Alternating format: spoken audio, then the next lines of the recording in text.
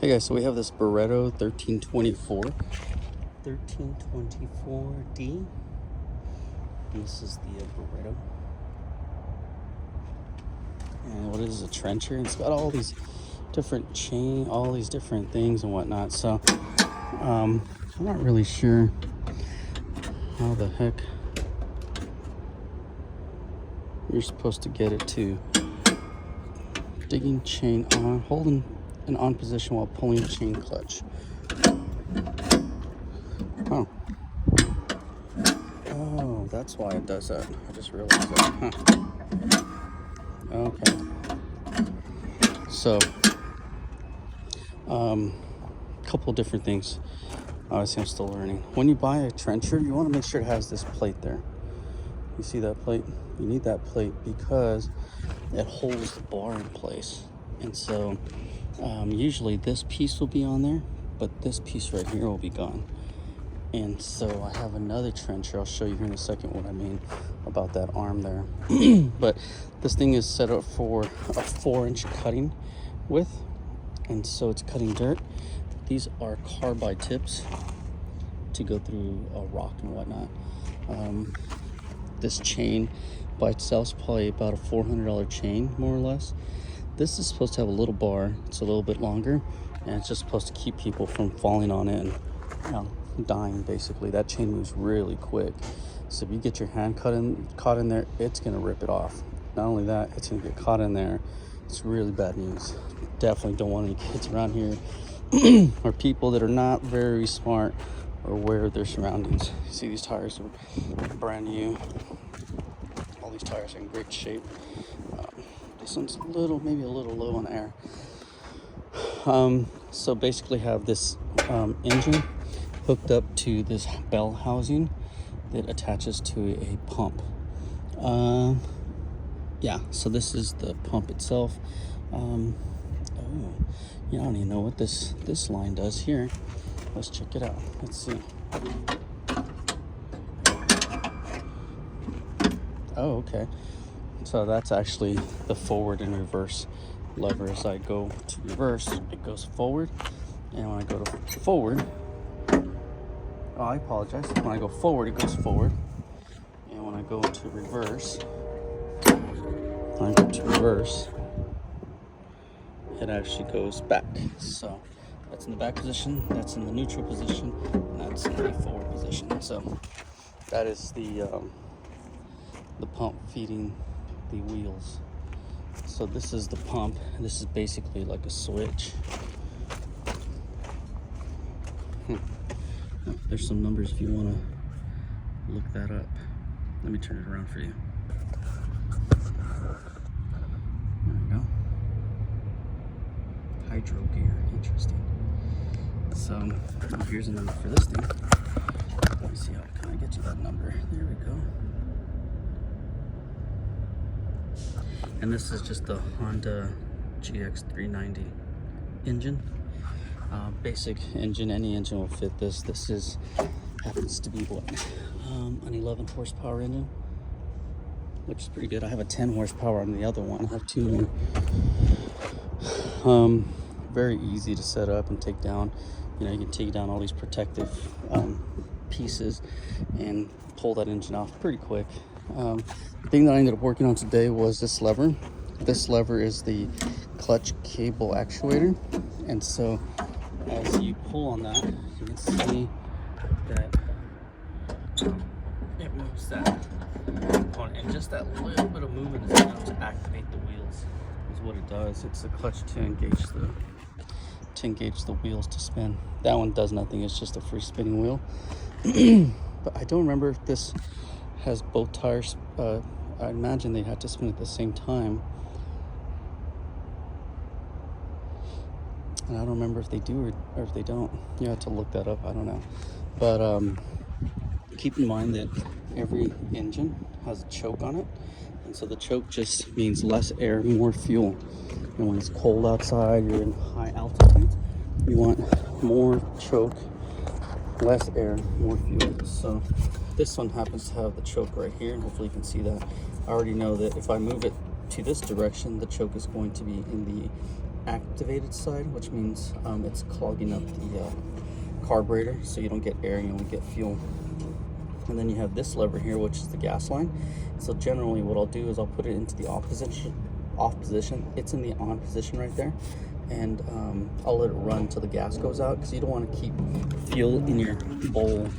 So much so that they actually put a drain port there, so that drain port really should be turned around and facing out this way, so it can easily be accessed and drain all the gas out of here. So they have these speed starts on these carburetors, and what it is, got a little pipe that goes to the bottom of the bowl. So if there's any debris at the bottom of the bowl, it'll suck it up first. And also because that pipe sits in fuel, when the fuel, you know, the corn and the fuel turns into what I call plastic, it clogs the tiny little orifices in there. So you want to run it till it's dry, basically.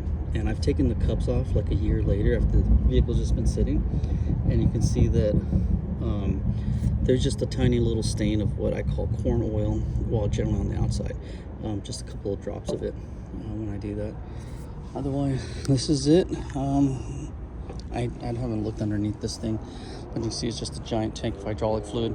And I'm not really sure if this is a better system than the other ones. Let's go ahead and look at the other ones real quick. I guess I'll just leave that here.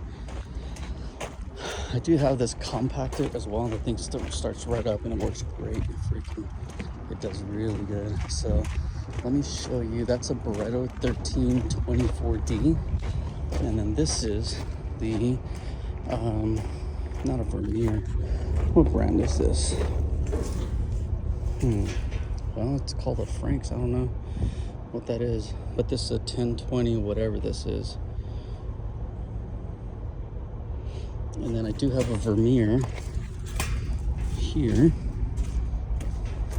The Vermeer is the yellow version. So you can see it says Vermeer. I think this is like a 100. It looks actually has a radiator there, cooling system.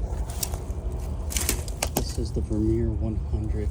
The problem with this one is that it works, except for the teeth. The teeth are ground down, so they don't make contact with the chain anymore. And that's all that's wrong with this thing. So I did actually start welding the gears and then just cutting them back out, and so they can make contact. I just did it once or twice and I stopped, but it starts right up. And this one has electric start, a 10 horsepower engine on it, but it cuts just as well. I've used it up until the gears stop working. This one here has the problem. Well, first off, you can see all the tires are pretty dry rotted. I filled them up, but they're pretty dry rotted. They would work just fine. And I have a brand new set of tires, so it doesn't really matter. But the problem is this is the actuator to, or the valve switch to activate the chain, no, to lift and drop the arm itself. And so I have these hoses here, and you can see what I did was I converted them from one fitting to different one, so that I could cheat per se and take the hoses off of here. No, I believe it was off of here. Whichever ones actually run the, this is the motor that activates the wheels, just like on that other one, the Barreto. And so I ended up disconnecting this hose and this hose up here, and I ran those two hoses to these two fittings there. And then, because I do know the wheels do spin, I use this lever as this lever. And so when I activated this, oh, that's actually the speed. So maybe it's this one. No, this is the one that activates the belt. You see that part move up there? Right there. It activates the belt so that I think the wheels can activate or something to that effect. Oh, maybe this is, I forget which one it is. One of these makes this thing move forward and backwards. I don't remember which one it is, but whichever one makes the hydraulics work, I just swapped them. But I couldn't do that because this is a different size fitting for this piece and a different size fitting for that piece. So all I did was I got me some 1/2-inch hose, 3/8 hose, hydraulic hose, 3000 psi, and then I bought these fittings.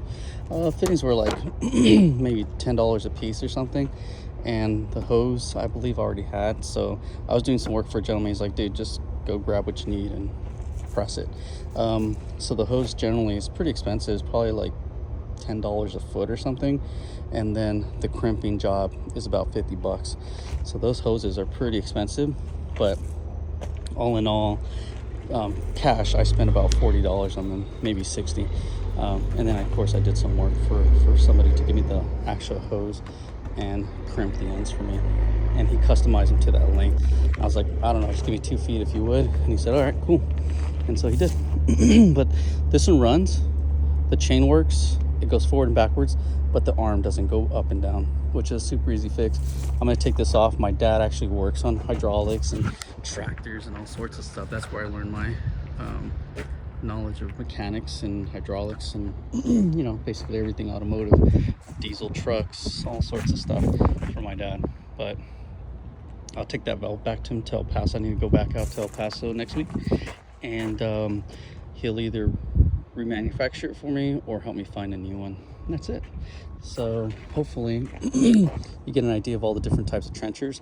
They're all basically the same size. They're all the same heaviness, if you will, weight for them as well. I don't know if there's a difference between one or the other. The chains are all 48 inches. This is a 48-inch chain. That's a 48-inch from there to there. This one's a 48-inch chain as well. You see the tip of it right there.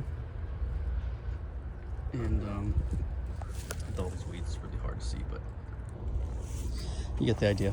That one's worked great. I've done trenches with that. I haven't used this one just because of that, but I love the little trailer. The trailer for me is awesome. It's highway speed rated, and it's tiny, so I can pack anything on that thing. The only bad thing is I don't think it came with ramps.